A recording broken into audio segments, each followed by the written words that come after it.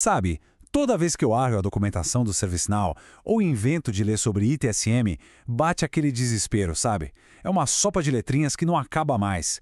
ITIL, SLA, Glide Record, Business Rules, dá a impressão de que a gente precisa de um dicionário do lado só para começar a entender. Nossa, eu entendo perfeitamente. Olhando de fora, parece um monstro indomável. Mas calma, porque na nossa explicação de hoje a gente vai desmistificar todos esses conceitos. Vamos pegar esse universo gigante do ITSM e do ServiceNow e traduzir usando situações reais, coisas do nosso dia a dia de adulto. Eu te garanto que no fim dessa nossa análise visual, tudo isso vai fazer sentido.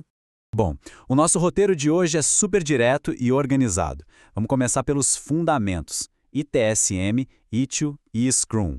Depois a gente passa para incidentes, requisições e prazos. Em seguida, catálogos e experiência do usuário, pulando para a lógica no lado do cliente, automação no servidor e para fechar com chave de ouro, segurança, dados e CMDB. Sem enrolação, vamos dar o primeiro passo. Entrando aqui na nossa primeira sessão Fundamentos, ITSM, ITIL e Scrum, onde a gente coloca a teoria contra a prática. Legal. Só que, antes de sair clicando em qualquer botão no sistema, eu fico me perguntando, de onde o pessoal tira todas essas regras? Sabe, quem foi que inventou como um chamado tem que funcionar? Olha, excelente ponto, porque essa estrutura toda não caiu do céu de jeito nenhum. Ela vem de metodologias de mercado que já foram muito testadas e validadas. Vamos dar uma olhada na base de tudo isso.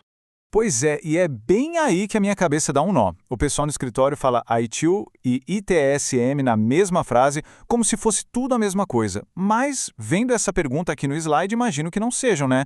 Como a gente separa isso na prática? Exatamente, não são a mesma coisa, embora andem super juntos. Pensa no ITIL como se fosse um livro de receitas de um restaurante muito famoso, sabe? Ele te diz as melhores práticas, como organizar a bancada da cozinha, quais os ingredientes ideais, a ordem certinha de preparo, fica lá na teoria. Já o ITSM, bom, o ITSM é botar a barriga no fogão, é a execução, o ato de cozinhar no dia a dia. E o ServiceNow é tipo a nossa cozinha super equipada, onde a gente coloca o ITSM para rodar, seguindo aquele livro de receitas impecável do ITIL. E para fazer essa cozinha funcionar entregando pratos novos constantemente, a gente usa o Scrum. Em vez de passar um ano inteiro construindo um restaurante gigante e torcer para dar certo lá no final do projeto, o Scrum divide o trabalho em ciclos curtinhos, as famosas sprints, de 1 ou 2 semanas. Ah, entendi. Então a ideia é entregar um prato, testar, ouvir o que os clientes acharam e ir melhorando a receita? Matou a charada. É entregar valor rápido, ter feedback constante e evitar aquele retrabalho monstruoso. A organização ganha de lavada daquela correria sem planejamento. O que já nos joga direto para a nossa seção 2, incidentes, requisições e prazos, ou seja, como a gente gerencia o tempo e os problemas de fato. Beleza, a teoria está super clara, mas lá na trincheira, no dia a dia da operação, como o pessoal de TI separa os tipos de problema? Porque vamos ser sinceros, para quem está com problema do outro lado da tela, tudo é urgente, né? Com certeza, mas a separação é até bem clássica no sistema. Um incidente é simplesmente quando alguma coisa quebrou. Tipo, o seu notebook apagou de vez ou o sistema financeiro inteiro caiu. É uma falha, e o serviço tem de voltar a funcionar para ontem. Agora, uma requisição ou um request é quando a pessoa quer algo novo, mas não tem absolutamente nada quebrado. É como pedir um monitor extra ou um celular corporativo novinho para quem acabou de ser contratado. Faz todo sentido. Incidente é consertar o que pifou e requisição é pedir algo novo. Certo, mas e quando entram aquelas palavras assustadoras na TI, tipo problema e mudança? Bora usar um exemplo prático que qualquer adulto que cuida de uma casa vai entender. Imagina que um cano estourou e está alagando a sua sala. O incidente é a água destruindo o seu tapete. A sua ação na hora é fechar o registro e passar um rodo, apagar o incêndio, literalmente. O problema é investigar a causa raiz daquilo. Por que raios esse cano estourou hoje? Foi a pressão da rua que aumentou? Já a mudança, o change, é aquele projeto estruturado para trocar a tubulação inteira do prédio no fim de semana com aviso prévio para garantir que isso nunca mais aconteça. E vale lembrar que todo incidente tem um ciclo de vida bem amarradinho. Quando alguém abre um chamado dizendo que o e-mail não funciona, ele nasce no sistema com o status new, ou novo. Quando um analista puxa para começar a resolver, ele muda para in progress, em progresso. Tá, e se o analista precisar que eu mande um print da tela com a mensagem de erro? Aí ele vai para on hold, fica lá pausado, esperando a sua resposta para não contar tempo à toa. Assim que o analista conserta, o status vira resolved. E depois que tudo está validado por você ou passando alguns dias de confirmação automática, ele finalmente morre como closed, ou fechado. Peguei a ideia do fluxo, mas como fica o controle do tempo para evitar que eu fique uma semana sem e-mail aguardando uma boa vontade? É aí que entra o famoso SLA? Bingo! Imagina que você pediu uma pizza pelo aplicativo. A pizzaria promete entregar na sua casa em 40 minutos cravados. Esse é o SLA, o compromisso final com o cliente. Mas lá nos bastidores, o pizzaiolo tem 15 minutos para montar a massa, o forno leva 10 minutos para assar e o motoboy tem mais 15 para chegar. Esses combinados internos de tempo entre as equipes são os OLAs. Eles garantem que a engrenagem rode e que a pizza chegue quentinha dentro do prazo do SLA. E para pedir essa nossa pizza, ou melhor, serviços de TI de um jeito fácil, vamos para a seção 3, catálogos e experiência do usuário. Genial essa analogia da pizza, nunca mais vou esquecer. Mas voltando para o mundo real, como é que o usuário manda esses pedidos lá dentro do ServiceNow? O pessoal ainda tem que mandar e-mail e exar para alguém ler? Pelo amor de Deus, a gente foge de e-mail o máximo possível. Para isso que serve o catálogo. Pensa nele como um e-commerce. Se você precisa de um acesso complexo a um sistema, você usa um catálogo item.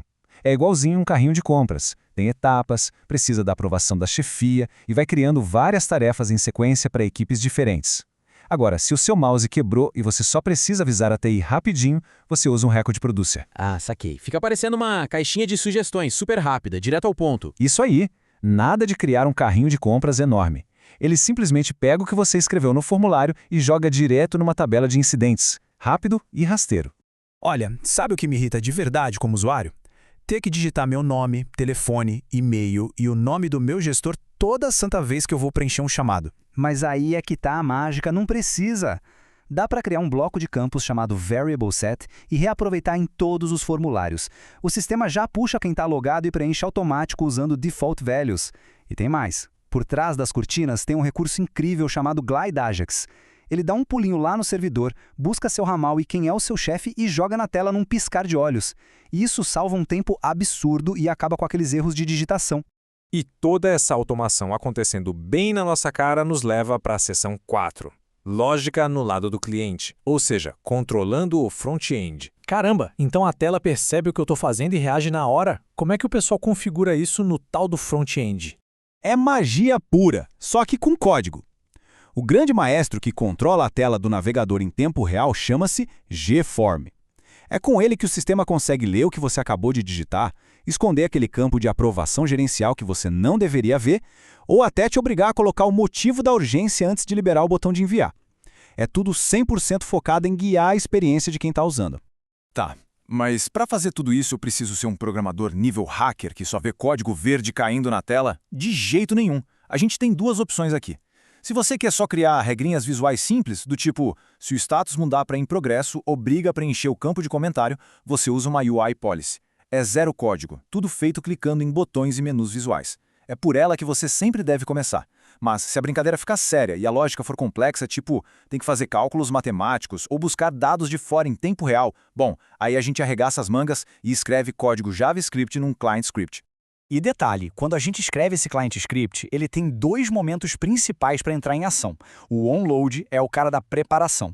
Ele roda no momento exato em que o formulário abre, antes de você conseguir piscar. Já arruma a casa, escondendo o que precisa e preenchendo os valores padrão. Entendi.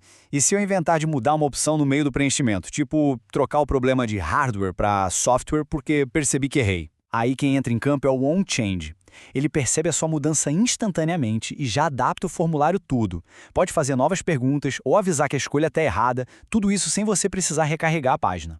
Fechando essa parte da tela, a gente chega na seção 5, a automação no servidor, onde o trabalho pesado do back-end realmente acontece. Fantástico! Mas vem cá, depois que eu deixo o formulário lindão, com tudo preenchido, e finalmente clico em enviar, a tela não faz mais nada. Para onde vão esses dados? Quem assume a bronca pesada agora? Isso é o que define perfeitamente a linha entre front-end e back-end. O client script lá no navegador deixou a tela amigável e conferiu os dados para você. Mas, regra de ouro em TI, a gente nunca, jamais confia cegamente no que vem da tela. Quando essa informação bate na porta do servidor para ser salva, ela dá de cara com a Business Rule. Imagina a Business Rule como aquele segurança gigante na porta da balada. Ele olha os seus dados e diz: opa, essa urgência não faz sentido, ou você não tem crachá para alterar isso aqui e simplesmente barra a operação. O client script foca na experiência bonita, mas a Business Rule é a segurança blindada do banco de dados. Então, esse segurança já age assim que o dado chega na porta? Depende do tipo de segurança. A gente tem a Business Rule Before, que roda antes de salvar no banco. É literalmente o segurança checando a sua identidade antes de abrir a porta para você entrar. Se algo estiver errado, ele ajusta ou bloqueia ali mesmo na calçada. Mas também tem a regra After, que roda depois que a informação já foi salva com sucesso lá dentro. Ah, é tipo, depois que eu consegui entrar na balada, alguém me entrega uma pulseira VIP e me mostra onde é o camarote? Melhor analogia impossível. O After percebe que a sua entrada deu certo e já dispara os próximos passos automáticos. Ele pode criar uma tarefa nova para outra equipe ou já disparar aquele e-mail automático avisando todo mundo que o chamado foi registrado com sucesso. E só para a gente não deixar passar como essas ferramentas funcionam nos bastidores do servidor, quando a gente precisa fuçar diretamente no banco de dados, usamos o Glide Record. Ele é o nosso trator para buscar e salvar os registros. E para não ficar escrevendo o mesmo código toda hora, a gente empacota essas lógicas nos Script Includes, que são como bibliotecas centrais de inteligência. Certo, e quando é um processo gigante e cheio de passos, tipo a contratação de um funcionário novo, onde 1000 áreas precisam aprovar coisas. Aí a gente corre para o Flow Designer. Usamos Flow Actions para tarefinhas pequenas e isoladas, tipo criar usuário no sistema do RH. E juntamos tudo isso em Subflows, que são blocos maiores de processos que dá para reaproveitar em outras áreas. É organização pura e visual. Um ecossistema e tanto, né? O que nos deixa na porta da nossa última parte, a seção 6, Segurança, Dados e CMDB. Basicamente, como proteger e mapear tudo isso. Pois é, o servidor é mega potente e faz automação pra caramba. Mas me bateu uma dúvida real agora. Com tanta coisa rodando e buscando dados, como a gente evita que um estagiário do marketing veja a folha de pagamento no sistema de RH, ou pior ainda, apague o banco de dados inteiro de vendas sem querer? É exatamente para isso que existem as ACLs, ou Access Control Lists. Pensa no crachá eletrônico da sua empresa. As ACLs dizem exatamente quais portas o seu crachá tem permissão para abrir. Tem gente com o crachá básico, que só pode read, ou seja, só consegue ler o painel de avisos do saguão. Outros podem create, que é criar documentos novos. E só um grupinho muito específico e hiperconfiável tem acesso para o write, que é editar, ou delete, para apagar informações vitais. É a barreira de segurança número 1. Ninguém fuça onde não tem permissão. E para coroar o entendimento desse ecossistema todo que a gente viu hoje, temos o coração pulsante da TI, o famoso CMDB. E já vou avisando, ele não é só uma planilha de Excel chata com o nome dos computadores e roteadores velhos. Ué, se não é uma lista de equipamentos de TI, ele é o que então? Ele é um mapa mestre de como absolutamente tudo se conecta na empresa. Imagina a seguinte cena. Você está dentro de um data center imenso, segura um fio solto na mão e antes de você puxar, o sistema te mostra na tela que, se você desconectar aquele cabo específico, o site de vendas principal da empresa vai sair do ar em 3 segundos. Caramba, isso evita uma catástrofe financeira daquelas. Exatamente. O CMDB liga os pontos, mostra as dependências e previne o caos completo. Fica até reflexão para quem está acompanhando a gente. O quanto a sua operação não seria infinitamente mais tranquila se desse para prever o efeito dominó de cada botão apertado ou cabo desligado? Pois é, esse é o verdadeiro poder de um CMDB e de um ITSM trabalhando do jeito certo.